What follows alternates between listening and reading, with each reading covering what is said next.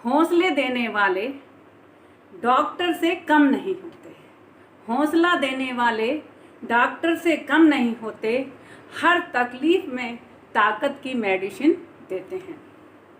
दूसरे अध्याय के तीसरे और चौथे श्लोक में भगवान ने जो अर्जुन को मेडिसिन दी उसका असर अर्जुन पर नहीं हुआ और अर्जुन वापस शोकग्रस्त होते हुए भगवान श्री कृष्ण से बोलते हैं। भगवान से बोलते हैं कि हे शत्रुहंता, हे मधुसूदन, मैं युद्ध भूमि में किस तरह भीष्म, द्रोण जैसे पूजनीय व्यक्तियों पर उलटकर बाण चलाऊंगा। ऐसे महापुरुष जो मेरे गुरु हैं, उन्हें मार कर जीने की अपेक्षा इस संसार में भीख मांग कर खाना अच्छा है। हे मधुसूदन, मैं अपनी कृपण दुर्बलता के कारण अपना कर्तव्य भूल गया हूँ और सारा धैर्य खो चुका हूँ। ऐसी अवस्था में मैं आपसे पूछता हूँ कि मेरे लिए जो कल्याणकारी हो वह मुझे बताइए, क्योंकि मैं आपका शिष्य हूँ, आपकी शरणागत हो गया हूँ, आपकी शरण में हूँ। कृपया मुझे उपदेश दीजिए।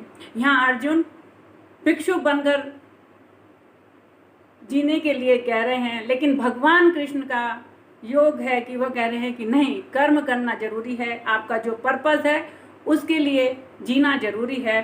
तो भगवान उन्हें आगे ज्ञान देते हैं और बताते हैं। और अर्जुन क्या होता है कि मैं युद्ध नहीं करूँगा, आप मुझे इस शोक को दूर करने वाले उपदेश दीजिए।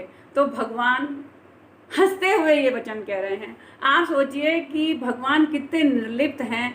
वह इस युद्ध भूमि में जहाँ शंख बज चुके हैं वहाँ अर्जुन ये शोकग्रस्त होकर दुखी है और भगवान कृष्ण हंसते हुए, मुस्कुराते हुए, यानी बिना विचलित हुए उसको उपदेश दे रहे हैं। तो ये ज्ञान हमारे लिए, जब भी हम दुखी हो जाएं या परेशान हो जाएं, तो ये उपदेश हमें एक ऊर्जा देते हैं, एक ताकत देते हैं। आप जब भी हों तो ये कुछ श्लोकों को, भगवान के सारे श्लोकों को पढ़िए, कोई भी श्लोक उठा करके पढ़ लेना, वो आपको ताकत देंगे। तो अब भगवान वो मेडिसिन काम नहीं आई, अगली मेडिसिन निकालते हैं, उससे बेटर मेडिसिन, और फिर वो अर्जुन को ज्ञान देते हैं और हंसते हुए से ये वचन कहते हैं कि हे अर्जुन, तुम उनके लिए शोक कर रहे हो जो शोक करने के योग्य ही नहीं है। ज्ञानी लोग जीवित के लिए न मर जाते हैं, उनके लिए शोक करते ही नहीं हैं, क्योंकि ऐसा कभी नहीं हुआ कि मैं नहीं था, तुम नहीं थे, या ये सारे लोग नहीं थे, और ना आगे ऐसा होगा कि ये लोग नहीं रहेंगे। यहाँ भगवान अर्जुन नीचे के लेवल की बात कर रहा है, भगवान आत्मज्ञान की बातें कर रहे हैं और कह रहे हैं जैसे जीवात्मा शरीर में बालपन, जवानी, बुढ़ापा प्राप्त करती है, वैसे ही हमारी आत्मा अन्य शरीर प्राप्त कर लेती है। धीर पुरुष, ज्ञानी पुरुष ऐसे शोक दुख करके मोहित नहीं होते इस संसार के अंदर। हे कुंती पुत्र, सुख दुख, सर्दी गर्मी, रात दिन आने जाने के समान है। यह इंद्रिय बोध से उत्पन्न होते हैं। मनुष्य हो इसलिए इसे सहन करना सीखो। मतलब भगवान यहाँ बताना चाह रहे हैं कि दुख में रोए नहीं और सुख में उछले नहीं। आपको, अगर आपका सही दृष्टिकोण होगा और आप यदि देखेंगे तो हमें एकदम रोना भी नहीं है जिंदगी में। आपने देखा होगा अक्सर लोग रोते रहते हैं, अरे मेरे साथ ऐसा हो गया, मेरी किस्मत खराब। तो भगवान यहाँ समझाने की कोशिश कर रहे हैं कि दुख में हमें रोना नहीं है और सुख में हमें कूदना नहीं है, उछलना भी नहीं है, क्योंकि ये कुछ स्थायी है ही नहीं। ना ये शरीर स्थायी है, ना कोई चीज स्थायी है। जो भी मिला है वह चला जाएगा। तो इसलिए इधर रखना। भगवान राम को देखिए आप, एक दिन पहले उनको राजपाट मिलना था, दूसरे दिन उनको वनवास हो गया। कोई दुखी नहीं, कोई परेशान नहीं, और बोले बस इतनी सी बात, मैं वनवास चला जाता हूँ। मतलब बिल्कुल निर्लिप्त रहना है इस संसार के अंदर। आपको ना तो ज़्यादा दुखी होना है, ना आपको ज़्यादा सुखी रहना है, बस हमें बिना दुख सुख के अपने कर्तव्य को निभाना है। तो भगवान की, जैसे सर्दी आती है, गर्मी आती है, आप उसको सहन कर लेते हो, रात आती है, दिन आती है, जैसे उसे सहन कर लेते हो, वैसे हमें इसे सहन करना है। अपने चिंतन को बड़ा विकसित करना है, अगर हमारा चिंतन अच्छा है, क्योंकि चिंता करोगे तो आप रोगे, लेकिन चिंतन करोगे तो आप दूसरों को भी रास्ता दिखा सकते हो। तो भगवान वही कह रहे हैं कि यहाँ तुम्हें चिंता नहीं करनी है अर्जुन, ये शोकग्रस्त नहीं होना है, आपको अब चिंतन करना है, और जो तुम्हारा पर्पज है, जो तुम्हारे जीने का उपदेश है, उसका कर्तव्य को पालन करना है, क्योंकि तुम्हारा जीवन का उपदेश एक ही है, सत्य न्याय धर्म स्थापित करना। तो तुम्हें सत्य धर्म न्याय स्थापित करना है, यहाँ शोक करना ही नहीं है। तो भगवान उसको कर्म करने के लिए उत्साहित कर रहे हैं, क्योंकि बिना कर्म के कोई जीवन नहीं होता। हमें ये मनुष्य शरीर मिला है तो हमें कुछ करने के लिए मिला है। तो भगवान कृष्ण कह रहे हैं कि अर्जुन उठो, तुम युद्ध करो। और जिसके अंदर हिम्मत और हौसला होती है, वह अपने पर्पस को निभाते हैं, अपने जीवन का उपदेश करते हैं। आपने देखा होगा कि बहुत से लोग होते हैं, जिंदगी में इतनी परेशानियां आती हैं, इतने दुख आते हैं, लेकिन वो अपनी हिम्मत नहीं हारते। नेल्सन मंडेला, अफ्रीका में नेल्सन मंडेला पे इतने अत्याचार हुए, इतने दुख पाए, रंग भेद की नीति को मिटाने के लिए उन्होंने हर अत्याचार को सहा, हर कष्ट को सहा, लेकिन वो कभी अपने को शोकग्रस्त नहीं हुए, कभी कमजोर नहीं पड़े। इसलिए हमें कभी कमजोर नहीं होना है, कैसी भी परिस्थितियां हो, हमें मजबूत होकर के खड़ा होना है और उसका सामना करना है। यहाँ भगवान कृष्ण उन्हें बता रहे हैं, कह रहे हैं चिंता करोगे तो दुखी हो जाओगे, और चिंतन करोगे तो भटके हुए को रास्ता दिखाओगे।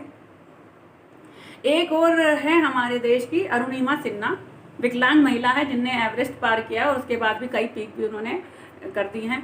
उनकी ट्रेन से डाल करके लोगों ने पटक दिया था, उनके पैर फ्रैक्चर हो गया, मतलब टूट गया, दूसरा पैर लगा हुआ है, और उन्होंने एवरेस्ट पार कर लिया। ये होती है हिम्मत और हौसला। और आज हम जानते हैं उन्हें, और नाम है उनको, अलग से अवार्ड मिलते हैं।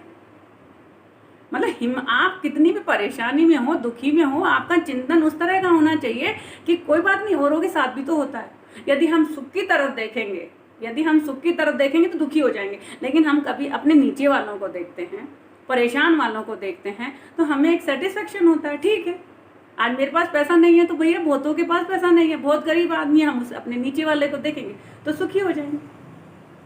आपने देखा होगा, एक ही क्लास के 2 बच्चे फेल होते हैं, एक दुखी होता है, आत्महत्या कर लेता है, दूसरा है वो सही चिंतन करता है कि ठीक है यार, मैं फेल हो गया तो क्या हुआ, इतने सारे लोग फेल हो गए, अब मैं दोबारा मेहनत करूंगा, आगे बढ़ूंगा, और वो पास होकर के आगे बढ़ जाते हैं। कितने फेलियर्स होते हैं और आगे बढ़ जाते हैं। मतलब जीत के लिए हमेशा ही हिम्मत और हौसला रखते हैं, रास्ता ढूंढते हैं। तो यहाँ पे भी यही कहना चाह रहे हैं कि आपको हताश नहीं होना है। अर्जुन को भगवान ये समझाने हैं, हताश और निराश नहीं होना है, चिंता नहीं करनी है, चिंतन करना है, और हमें जीवन में आगे बढ़ना है। एक और उदाहरण ले लेते हैं हम, कल्पना सरोज हमारे देश की है। वो बहुत, उसके ससुराल में भी बहुत अत्याचार सहे, उसके बाद वो दोबारा घर आ गई तो घर वालों ने भी खूब परेशान किया। एक बार तो उसने जहर पी लिया था, अब उस किसी तरह से वो बच गई, और किसी तरह से उसने दिन के रोज 2 रुपये रोज के हिसाब से उन्होंने काम चालू किया, नौकरी करी, जगह जगह धक्के खाए। आज वो 200 करोड़ की फैक्ट्रियों की मालिक है, बहुत बड़ी प्रॉपर्टी डीलर है। तो जिंदगी में संघर्ष हमें करना है, हमें काम करना है, तो रास्ते मिलेंगे, और आप काम ही नहीं करोगे तो आपको रास्ते कहाँ से मिलेंगे। तो भगवान यही कह रहे हैं कि सुख दुख आते रहते हैं, जिंदगी में अप एंड डाउन चलते रहते हैं और आएंगे, इनको हमें एक्सेप्ट करना है, जिंदगी में स्वीकार करना है और आगे बढ़ना है।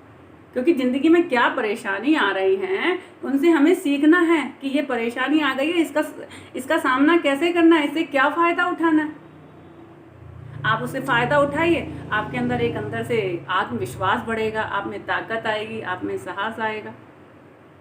हमारी ज़िंदगी में भी कई बार परेशानियां आई, मैंने कहा ठीक है इसका सामना करते हैं। बाहर से आए, यहाँ पे अब काम कर रहे हैं, बच्चों को शिक्षा भी अच्छी देनी है, बाहर काम भी करना है, दोनों में बैलेंस बिठाया, घर का भी काम अच्छे से निपटाया। आज बच्चे भी मेरे ऑफिसर्स हैं और बाहर भी मैं काम कर रही हूँ, बड़े अच्छे से कमा रही हूँ, कोई दिक्कत नहीं आई।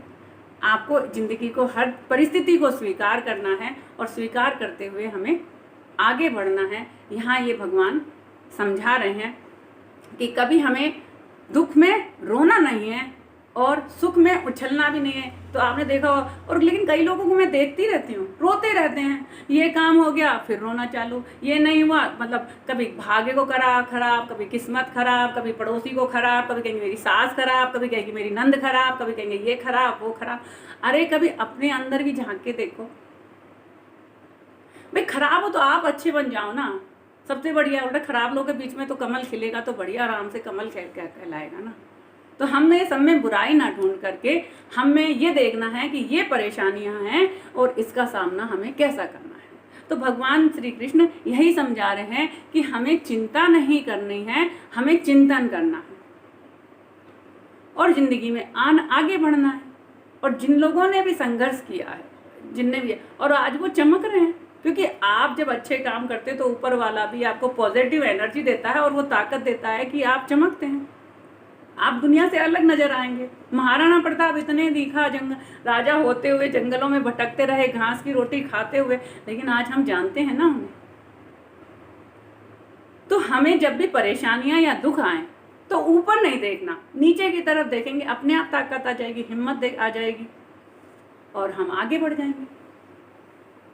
और आगे बढ़ेंगे, बाद में एक आत्मविश्वास और एक कॉन्फिडेंस होता है, एक खुशी भी होती है कि हाँ हम बढ़े हैं, हम औरों को भी आगे बढ़ाएंगे। तो यहाँ भगवान कृष्ण का हर श्लोक आपको एक ताकत और हिम्मत देगा और आप अपनी गृहस्थी को भी बहुत अच्छे से चलाएंगे। इसमें ये कपना तो आपको गीता पढ़ने के लिए कपड़े बदलने की जरूरत है ना, घर से बाहर निकलने की जरूरत है।